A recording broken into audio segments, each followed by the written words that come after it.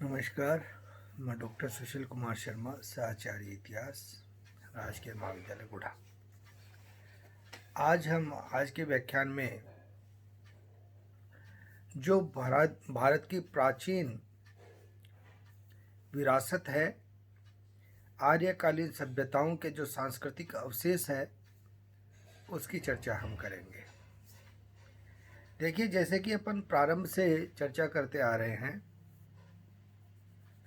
कि वैदिक काल जिसे कहा जाता है, उसमें 4 वेद लिखे गए। 4 वेद, जैसा कि आप भली भांति जानते हैं, ऋग्वेद, सामवेद, यजुर्वेद और अथर्ववेद। कहा जाता है कि आर्यों के द्वारा जो ये बहुत बड़ी एक विरासत हमें प्रदान की गई, उस आर्यों की विरासत में जो लेखन था वह इन 4 ग्रंथों के मूल में रहा। और इन 4 ग्रंथों के लेखन में भी एक बहुत लंबे समय का अंतराल रहा। इसलिए जब ऋग्वेद लिखा गया उसे ऋग्वेदिक कालीन संस्कृति कहते हैं, और बाकी के जो 3 वेद लिखे गए, कहा जाता है कि उनमें 1000 से 1500 वर्षों का अंतर रहा। इसलिए उसे उत्तर वैदिक कालीन संस्कृति कहा जाता है। इन सांस्कृतिक विचारधाराओं के बीच में जितने भी कार्यकलाप किए जाते थे, उनकी चर्चा हम निरंतर प्रवाह में करते हैं। जैसे ऋग्वेद के अंदर, वैदिक कालीन संस्कृति के अंदर देवताओं की स्तुतियों की अपन चर्चा करें या देवताओं के निरूपण और निर्धारण की बात करें, तो इस समय वैदिक सभ्यता के इन लोगों को जिस भी चीज में उनको शक्ति नजर आई, उसे ही उन्होंने देवता का रूप दे दिया। उन्होंने सोमरस या सोम को भी देवता मान लिया, जो कि सोमरस जो पिया करते थे, जिसे अपन शराब कह सकते हैं आधुनिक काल में, कहते हैं कि उसको पीने के बाद मनुष्य में जो अतिरिक्त ऊर्जा आती थी, उसको भी उन्होंने चमत्कार माना, उसमें भी देवत्व का भाव कर दिया। तो पहले हुआ कि बहुदेववाद, जो इसकी डेवलपमेंट हुआ देवताओं के संदर्भ में, बहुदेववाद कि बहुत से देव देवता हैं, जैसे 33 करोड़ देवी देवताओं की परिकल्पना कर दी गई। लेकिन धीरे धीरे उनका फिलॉसफिक तार्किक ज्ञान जो है वो बढ़ा। उन्होंने कहा कि देवता तो बहुत से हैं, लेकिन उनमें से कुछ देवता हैं जो इनको दिशा निर्देशित करते हैं कि तुम्हें ये करना है, तुम्हें ये करना है, तुम्हें ये करना है, कार्यों का विभाजन। तो बहुदेववाद, और बहुदेववाद से आए देववाद पर। फिर इनका ज्ञान बढ़ा। देववाद में इन्होंने 3 मुख्य देवताओं को निरूपित किया, ब्रह्मा, विष्णु, महेश, कि ये 3 देवता हैं जो सृष्टि को चलाने में सबको दिशा निर्देशित करते हैं। अब जैसे उनकी ज्ञान की परिकल्पना बढ़ती गई, उन्होंने कहा कि नहीं, ऐसा कुछ नहीं है, प्रकृति और पुरुष ये 2 ही ऐसे संयोग है जिससे सृष्टि का निर्माण हुआ, और वो ही सृष्टि के नियामक है। यानी कि बहुदेववाद, बहुदेववाद से देववाद, और देववाद से एकेश्वरवाद, जिसे मॉनिज्म भी कहा गया है। तो ये तो इनकी देवताओं की और ऋग्वेदिक कालीन स्थिति की हल्की चर्चा थी। अब इसके बाद में इसके एक मूल टॉपिक पर अपन आते हैं, जो कि वैदिक कालीन संस्कृति का एक अहम हिस्सा था, यज्ञ। यज्ञ के बारे में पुरुष सूक्त में कहा गया है कि यज्ञ ही प्रमुख है, यज्ञ ही मुख है, और यज्ञ के अधीन ही सर्वस्व प्रक्रिया चलायमान है। यानी कि यज्ञ की इतनी प्रधानता उस समय मानी गई। भारतीय संस्कृति में यज्ञ को प्रारंभ से ही बहुत ज़्यादा बल दे करके, बहुत ज़्यादा मान्यता के साथ में इसे चलाया गया है। अथर्ववेद में तो इसे विश्व की नाभि कहा गया है। यज्ञ की प्रधानता को विश्व की नाभि उन्होंने कहा है। यजुर्वेद में यज्ञ को प्रजापति एवं विष्णु कहा गया है। यानी कि भारतीय संस्कृति यज्ञ प्रधान संस्कृति थी। अब हिंदू संस्कृति में प्रत्येक व्यक्ति को प्रतिदिन 5 यज्ञ करने के लिए कहा गया। वो 5 यज्ञ कौन से थे? पहला था ब्रह्म यज्ञ। यह यज्ञ ये था कि तत्कालीन समय जो सामाजिक व्यवस्था थी उसमें वेदों का पठन पाठन, उनका अध्ययन अध्यापन और ऋषियों के प्रति आदर भाव वह इसमें समाहित होता था। इस यज्ञ के अंतर्गत 2 क्रियाएं मुख्य रूप से थी, स्वाध्याय और संध्योपासना। स्वाध्याय का मतलब था कि मनुष्य को नित्य प्रति जो सद्ग्रंथ हैं उनका पठन पाठन करना चाहिए, और संध्योपासना में ब्रह्मा की उपासना करनी चाहिए। मनु के द्वारा कहा गया कि जहाँ पर खुली जगह हो, जल हो, सुंदर वातावरण हो और चारों तरफ से मनमोहक स्थिति बनी हुई हो, वहाँ पर अगर व्यक्ति संध्या उपासना करता है तो उसके जितने भी कष्ट हैं या दुष्कर्म हैं उन सब का विनाश हो जाता है। तो यह ब्रह्म यज्ञ की सबसे बड़ी बात बताई गई। स्वाध्याय किया जाए और संध्योपासना किया जाए। संध्योपासना की भी स्थिति बताई गई और उस स्थिति के अंतर्गत करने से और मनुष्य के दुष्कर्म जो है वह समाप्त होते हैं और उसके कष्ट कटते हैं। दूसरा जो मुख्य यज्ञ था वह था देव यज्ञ। इस यज्ञ में ये कहा गया है कि मनुष्य जो है जो कुछ भी करता है या जो कुछ भी उसे प्राप्त होता है वह उसे देवताओं की कृपा से प्राप्त होता है। इसलिए उसे अपने नित्य प्रतिदिन में दूसरा यज्ञ देवताओं के प्रति आभार प्रकट करने के लिए करना चाहिए। प्रतिदिन संध्या को वह अग्नि, सोम, प्रजापति, पृथ्वी, इंद्र आदि देवताओं के नाम के साथ स्वाहा करके और अग्नि में घी, दूध व दही डाल करके इस यज्ञ को उसकी पूर्णता करना चाहिए। इसे अग्निहोत्र भी कहा जाता है।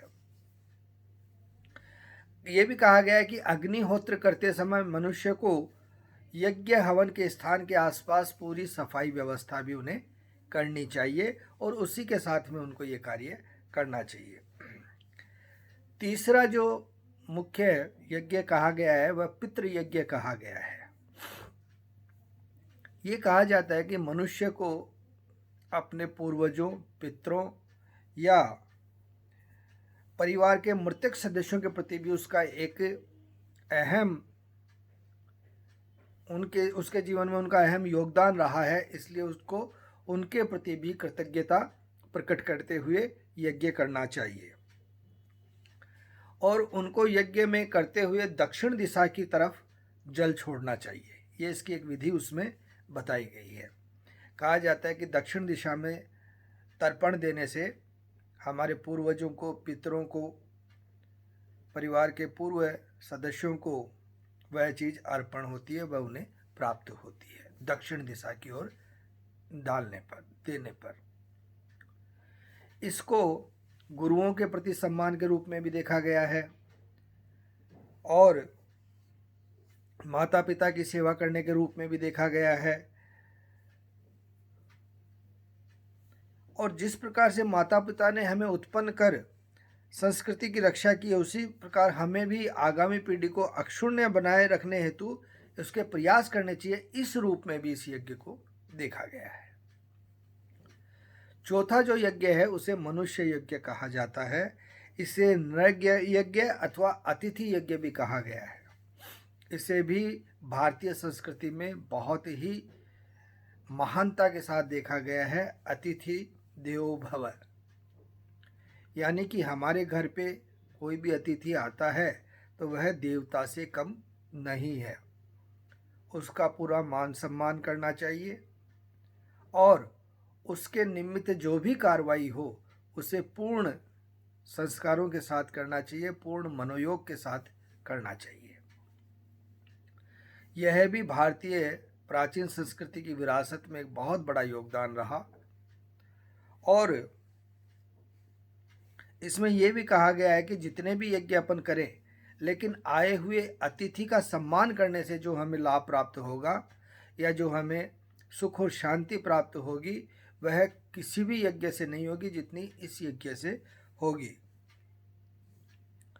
और इससे जो संतुष्टि का भाव है वह अतिथि के सम्मान के साथ ही पूरा होगा। पांचवा व अंतिम जो यज्ञ कहा गया उसे भूत यज्ञ कहा गया। भूत यज्ञ देखिए, भारतीय संस्कृति की सुंदरता देखिए आप, हर चीज में, हर फिलॉसफी, हर दार्शनिक चिंतन में उन्होंने पूरी सृष्टि के विकास की बात की, सृष्टि के नियामन की बात की। इसे बलि वैश्वदेव यज्ञ भी कहा गया है, बलि वैश्वदेव यज्ञ। इसमें भी देखिए क्या फिलॉसफी थी, क्या दर्शन था, क्या सोच थी भारतीय साहित्यकारों की, कि मनुष्य को प्रतिदिन जो 5 यज्ञ उनके द्वारा बताए गए, उसमें ये 5वां यज्ञ था। उसमें ये कहा गया कि जो भी चीज़ हम ग्रहण करें भोजन आदि की, उसको पहले हमें कौवों के लिए, कुत्ते के लिए, गाय के लिए और पशुओं के लिए भी उसको निकालना चाहिए। यानी कि सृष्टि के नियामक सभी पशु पक्षियों के चिंतन की बात भी उनके द्वारा की गई।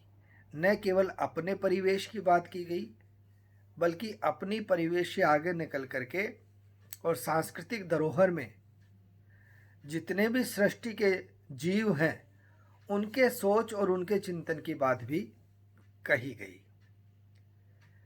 तो भारतीय संस्कृति के अंदर वैदिक सभ्यता से जो अपन ने बात प्रारंभ की और यहाँ पर आकर के हमने इन 5 यज्ञों के माध्यम से मनुष्य के विकास, मनुष्य के सुखी सांसारिक जीवन और उस सुखी सांसारिक जीवन की परिकल्पना में किए जाने वाले कार्यकलापों की व्यवस्था में इन 5 यज्ञों की विचारधारा भारतीय मनीषियों के द्वारा की गई और उन्होंने इनके माध्यम से मनुष्य के सांस्कृतिक विकास की भी विचारधारा रख दी। उसके सोच, उसके चिंतन को व्याहत कर दिया, उसकी वैचारिक स्थिति की संकीर्णता को समाप्त कर दिया, उसे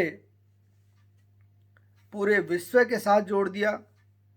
वसुदेव कुटुंबकम की बात उनके द्वारा कर दी गई, प्रत्येक प्राणी की रक्षा की बात करती गई, अतिथि की बात करती गई, पूर्वजों के मान सम्मान की बात कर दी गई, देवताओं के प्रति ऋण की बात कर दी गई, स्वाध्याय और संध्योपासना, चारित्रिक उत्थान की बात कर दी गई। तो यह भारतीय फिलॉसफी, भारतीय दर्शन की महती व्यवस्था है, जिसके अंदर इतना विकसित चिंतन और विकसित सोच रही, जिसने कि इन व्यवस्थाओं को इस रूप तक ले जाकर के रखा कि आम आदमी, आम व्यक्ति का जीवन परिष्कृत हुआ, शुद्ध हुआ, समाज में उसकी सोच और चिंतन की दिशा बदली, समाज के प्रति वह अपने उत्तरदायित्व के लिए सजग हुआ और इन व्यवस्थाओं के माध्यम से न केवल उसने अपना उद्धार किया, बल्कि सृष्टि और प्रकृति के साथ भी न्याय करने का प्रयास किया और वह सफल जीवन जीने में अपने आप को समाहित कर पाया। धन्यवाद।